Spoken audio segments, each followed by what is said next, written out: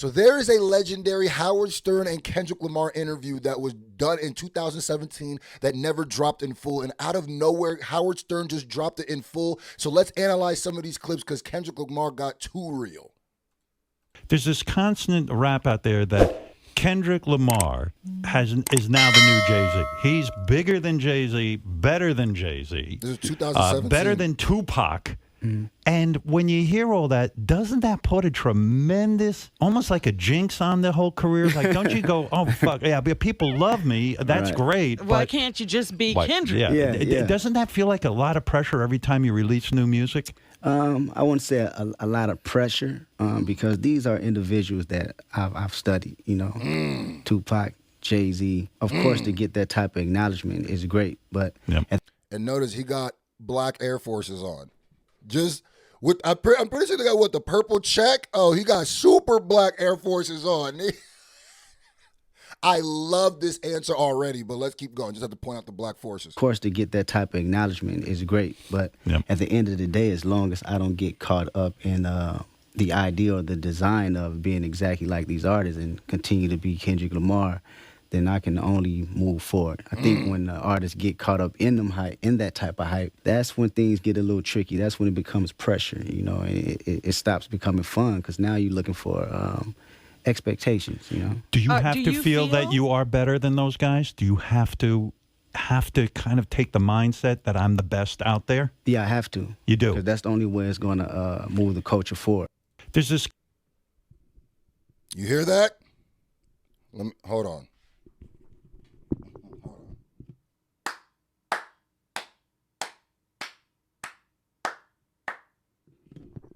So basically what he said is hip-hop is a sport where there's some rappers who are literally will act like their fan base or people are stupid for them believing that, they said they're the best, even though they said it.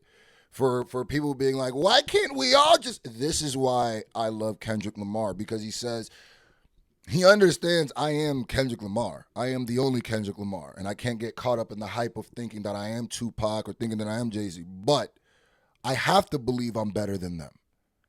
That's the way that it pushes the culture forward. This is what I've been saying, a.k.a. hip-hop is a sport. Come on, man. Hit that like button. Hit that subscribe button. I'm working overtime for y'all. It's a hot summer. Howard Stern dropping random Kendrick footage 9 years later. Is it 9? All these years later. Is something coming? Did somebody let Howard Stern know? Hey, go ahead, drop that interview. They say I don't do enough interviews. There's an interview. That's a good interview I ain't dropped. Go watch the whole interview on Howard Stern's channel. So I love that answer. That's for the competitiveness. This is why there is no big three, homie. It's just Big Me. Now I'm watching all these clips on the Kendrick Lyrics Twitter page. Here's another one about when Kendrick knew that he had made it. I'll tell you this. The first time was the moment I knew I've arrived. Like I said, make sure you guys hit that thumbs up button and hit that subscribe button. It's more important than ever. Thank you guys so much. Every time you hit that thumbs up button, every time you hit that subscribe button. And what's super important is even if you're subscribed, make sure that bell notification is checked. So every time I drop a video, it goes right to your device, man. Yeah, like I got your number. You dig it? I love you guys so much. That means the world to me, and it keeps these videos coming. Let's go. The moment I knew I've arrived, because I'm not only meeting, it's just not an introduction. He plays a beat and say right to it. So you're working. I want to see. You're collaborating. I want to see, is this really you? In other words, you're going, yeah, right. He doesn't know for sure that you made those tapes. It's a moment where you got to say, where I said to myself, this is it. I have to put everything that I work for, I have to be in this session right here. Facts. So in this session, he's sitting there at the controls. They're talking about Dr. Dre, by the way. He plays you some beats. Now you got to just sort of freestyle it? Yeah, I have to write. You have to write. I have to write, and I have to get in the booth, and I got to record it. Are you tight at first? Are you kind of like fucking it up, or are you just right in there? I'm just right in there, because now I'm excited. You have the anxiety. You planned your whole life for moments like this. Like, I've planned my whole life for moments of getting in the booth with Dr. Dre. Ain't a rapper alive who ain't done that. You dig what I'm saying? Like, This is a super dope interview, and I almost think that since Kendrick doesn't come out a lot and doesn't do a lot of interviews, there's a lot of consistency where you could drop something from 2017 and it'll still be relevant to what's going on. Him talking about competition, him talking about Jay-Z and being the best with the Jay-Z just popping out with the freestyle. It's just perfect. Like, But for me, my anxiety is the excitement. What I'm going to come up with. I want to surprise myself. Am I built for this moment? Can I actually execute it? That's what challenges me. Do you see a look in Dre's eye? Like, I don't know how you work. I don't know if you're looking at the guy or you're looking away. But are you checking his mood? Are you looking at him while you're doing it? Got to. You got to check. You're reading, I had to check. You're reading the room. And what are you reading? I call it check the temperature. You're right. I gotta check the temperature of the room. Are you seeing a smile come across his face, or does he? Because is he nodding his head? What is he doing? What does he say? Nodding his head, but also at the same time, he's not trying to give me too much attention because he maybe don't know how that can deflect or reflect on the music. you know what is crazy?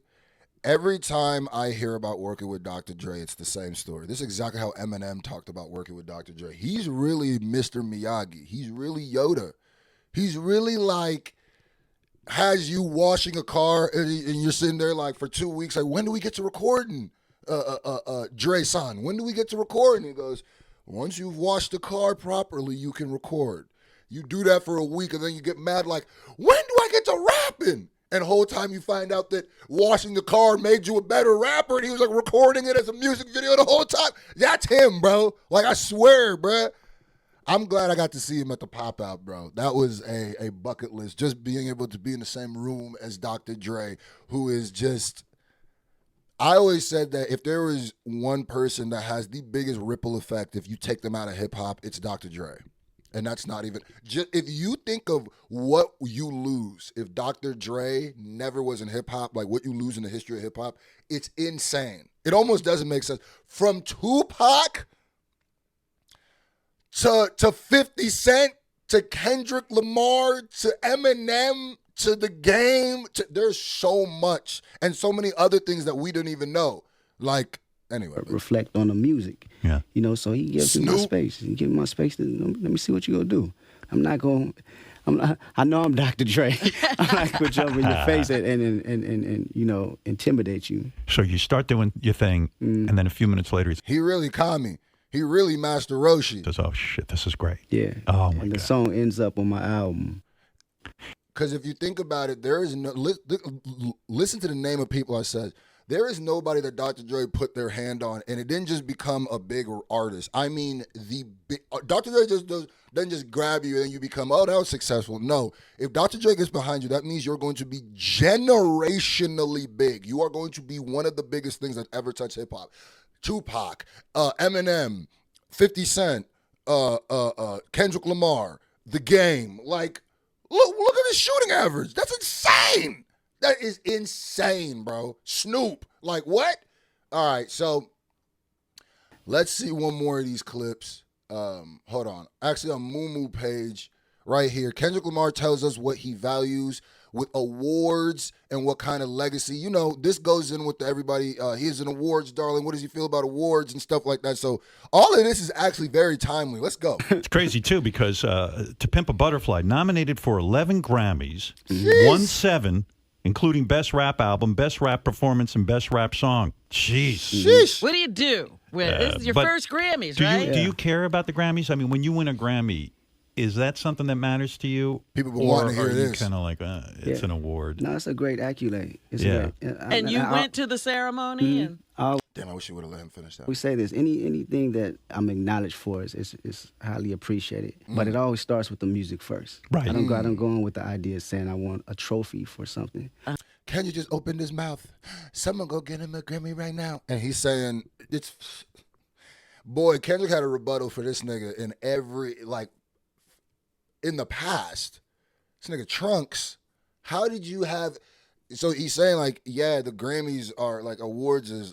I love being acknowledged for something, for sure. You know, but it always starts with the music first. The music is the most important. So in order to get these awards, the music has to be there. So all of them, oh, they're just giving it to him because he's an industry darling. He's an award darling, and which is true. But the reason why he has to be that is because of the quality he puts out. Is what he's saying. It's saying I want a trophy for something. I go with the idea and saying I want to make the best music to give to the world, because when I'm gone, this is the only thing that's going to stand up to my name. So I want to have this legacy in the music first. That's a song. Yeah, man. If you had only written that song, you'd be great. You know what I'm see? saying? All you needed was that one. See? It's a heavy thought. And he kept going. Hopefully that lasts next 30 years and it'd be one of them tunes I'll be able to perform. Of course. Do you see yourself perform, like you see guys who have these very long careers in music, like Snoop Dogg and so forth? Yeah. You want to be one of them? Yeah, for sure. That's the whole point of making the music. You want it to live further and you just give it to man. Because at the end of the day, these are thoughts, but it's for the world, man. You gotta, put it all out there. You got to put it out there. This It's everything that Prince laid down, everything that MJ laid down, everything that James Brown. You just got to continue to evolve the idea and the concept of music and give it away. I'm going to tell you right now, though this is an interview from 2017, he answered questions that I guarantee people would ask him today.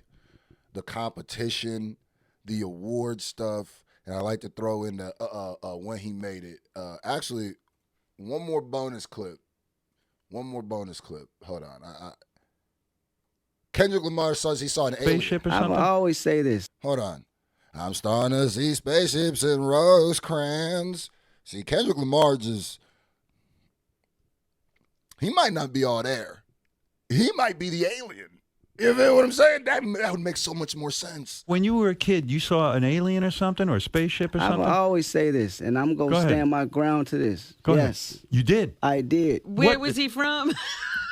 Nobody believed me I then believe you. and don't believe me I now. want to believe. Wait, I got to tell you something. Why are all these spaceships going somewhere where only Kendrick Lamar can see Yeah, why don't they visit the president? Right. Why don't they just... Because they knew.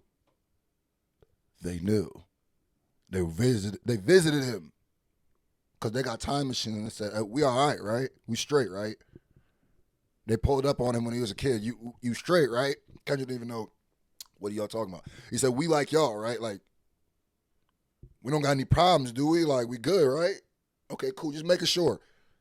It'll make sense later. And he pulls off. They had to make sure they were straight because they didn't want no diss tracks. make themselves known to it? What did you see? Share with me, please. It's just something Spaceships and Rosecrans. I can't really describe because it just sounds like, okay, you seen a dart go past. That shit don't make sense. No. Were you high? No, I wasn't. I All was right. 6 years old. Oh. Words can't describe what it was. Just a surreal moment. But You didn't get abducted or anything. I probably did. That's probably why I'm doing music right now. Who knows? See? I told you. We figured it out. He's an alien. Well, no, that's probably where it all might come from. They probably gave me the energy and Hey, I met a shapeshifter. No big deal. Right. I don't talk about it. Right. I probably shouldn't even be talking about it. That's why they don't want nobody to believe me.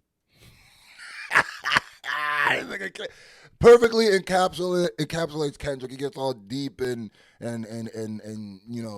thoughtful, and then it ends with, nigga, I saw an alien, right? So I rock with this nigga, bro.